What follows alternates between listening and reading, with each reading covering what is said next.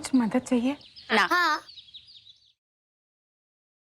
अच्छा भाभी साहब, मन्ने आपसे एक सवाल और पूछना है। पूछने दो ना, वरना हमारे पेट में दुखेगा। आप इतनी पतली कैसे हो? भाभी साहब, इसमें हंसने वाली क्या बात है?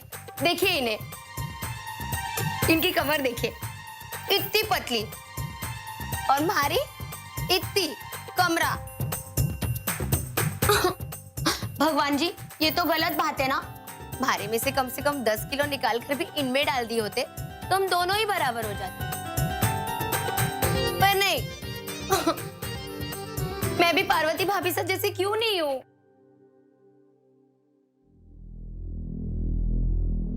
भगवान ने अगर कोयल को हरे रंग का बनाया होता तो कैसे पता चलता कि कोयल कौन सी है? भगवान ने हर किसी को अलग अलग बनाया और फिर चुन चुन के हर किसी में एक खास बात डाली।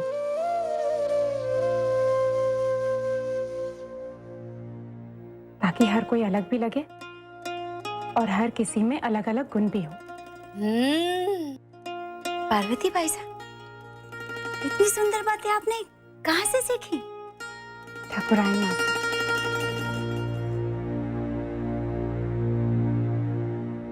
ओहो मैथिली भाभी साहब, आप भी ना, इतना ज्ञान तो इनमें होगा ही।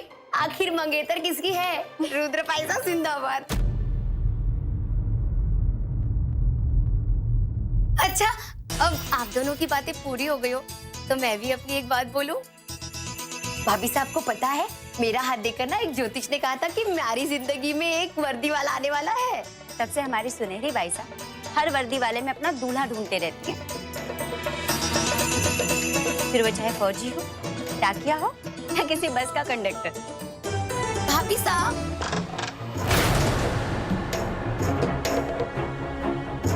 ये ऐसे दरवाजा पर छिड़ के कौन है?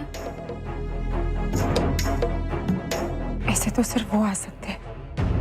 ओ, वो आ सकते हैं? हाँ, तो दिल ने कदमों की आहट भी सुन ली।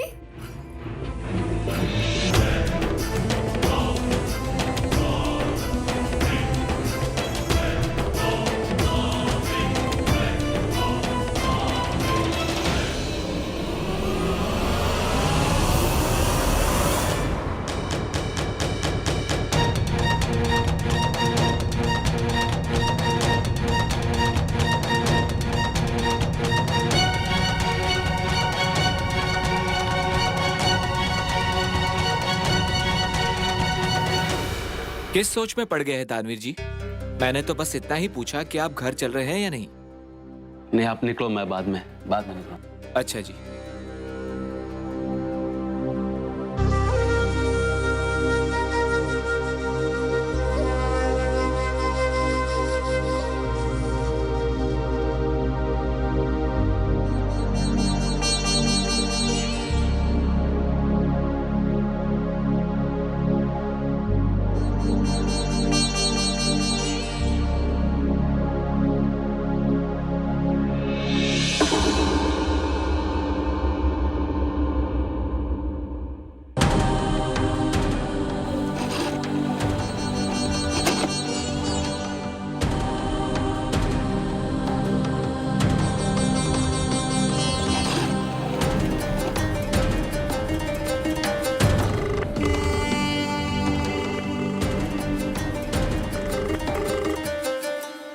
खम्मा घड़ी भाभी साहब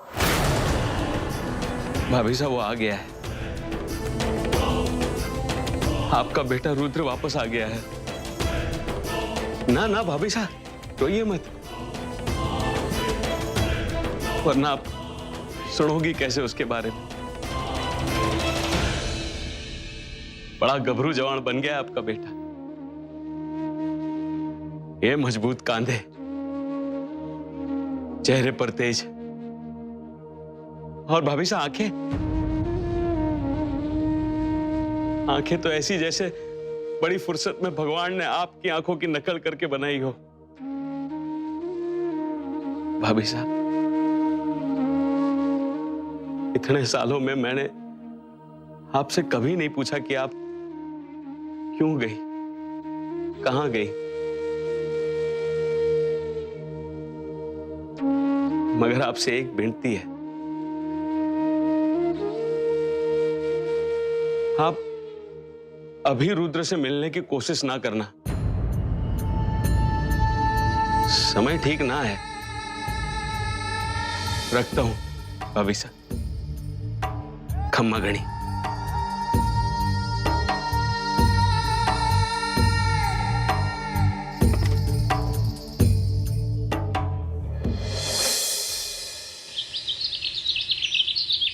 अरे सुनहरी, मैंने तुझसे कहा था ना कि भाभी सा को अपने कमरे में लेके जा। हाँ, फिर चलो भाभी। रुको अब। भाई हमारे जमाने में तो जब भरतार ऑफिस से बाहर निकलता था तभी से हम लोगों के दिल का मौसम बिगड़ने लग जाता था। लेकिन अब देखो, आपका भरतार घर पधार चुका है और आपको पता ही नहीं। वही तो मासा, होने वाले पति हो गए होते तो पता चल ही जाता ना। ओ हाँ, इधर आ।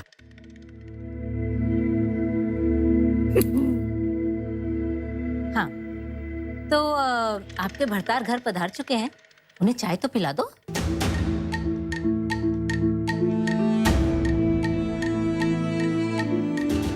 पैसा मैं ला देती हूँ।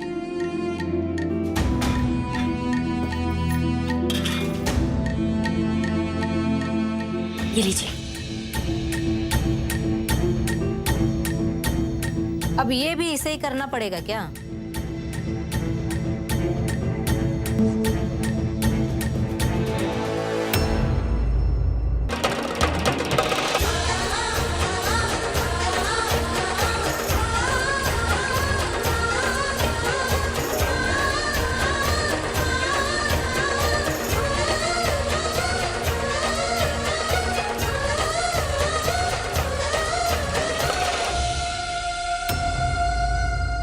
अब क्या कप के आगे अगरबत्ती लगा के आरती गानी बाकी है, जिससे कप अपने आप उड़ के रुद्र के कमरे में पहुंच जाए?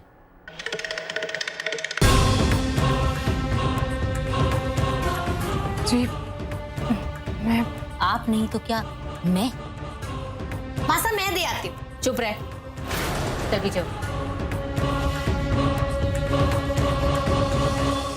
चाय पिलानी है बिंदनी, शरबत नहीं। ठंडी हो रही है चाय, जा ले जा।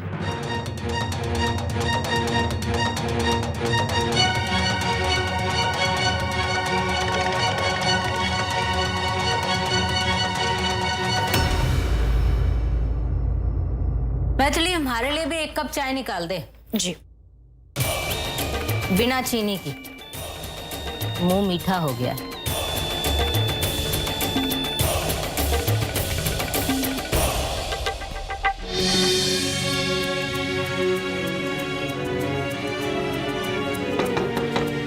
कौन है?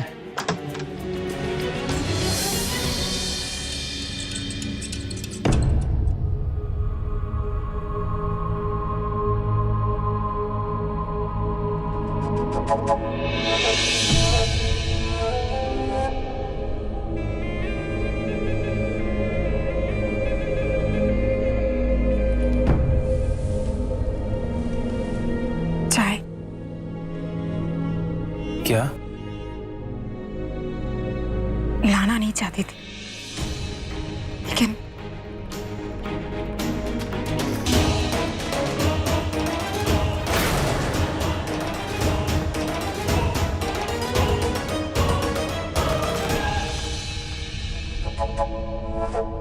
वहां टेबल पर रख दो, दीजिए।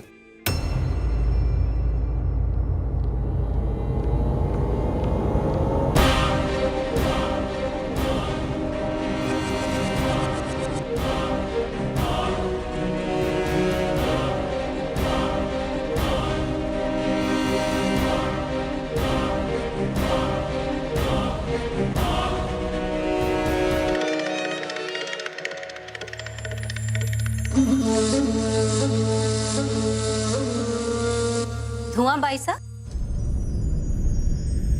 जरा रुद्र बना का कमरा भी ठीक कर दो ना। देखो ना कैसे मौसम बिगड़ा हुआ है कमरे का।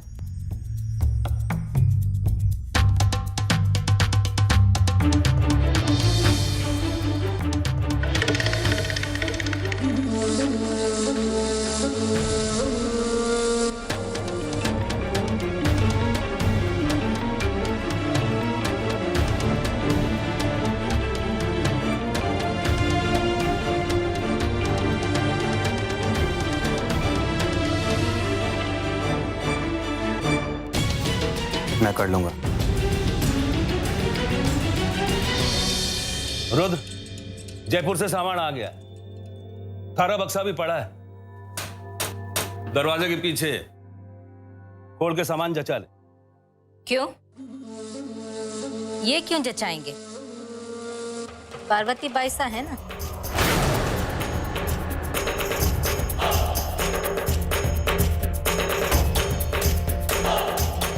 रुद्र बना, तब तक आप चाय पी लो ना। जरा पी के बताओ कैसी बनी। पी लूंगा।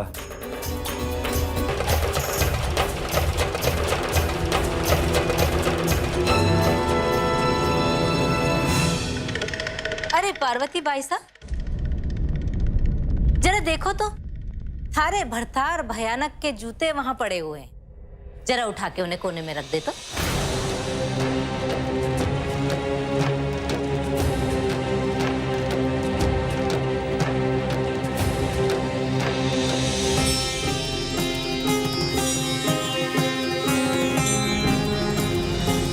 क्या हुआ?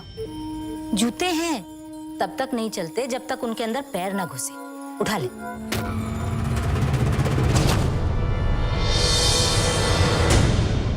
उठा ले बेटा।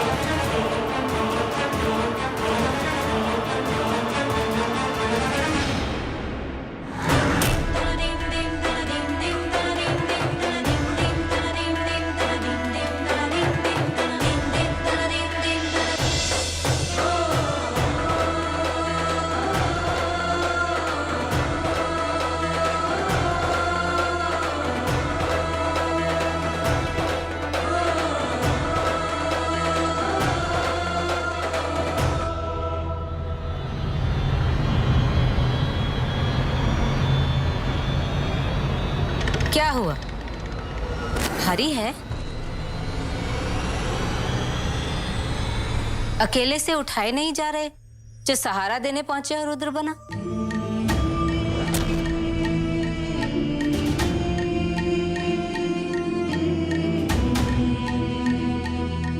ये मेरे जूतों को हाथ नहीं लगाएगी।